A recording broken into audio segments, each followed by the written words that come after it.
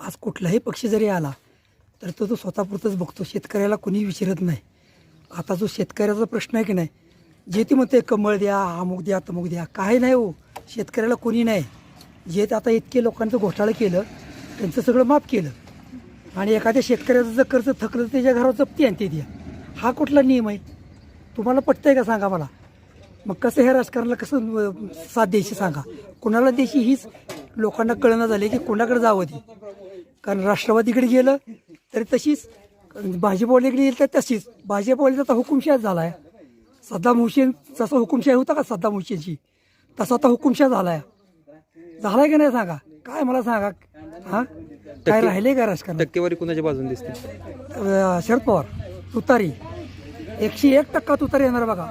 महाविकास आघाडी 101% येणार. भाजपला झेरोच मिळणार आहे. कारण हुकुमशाही झाली तशी. सामान्य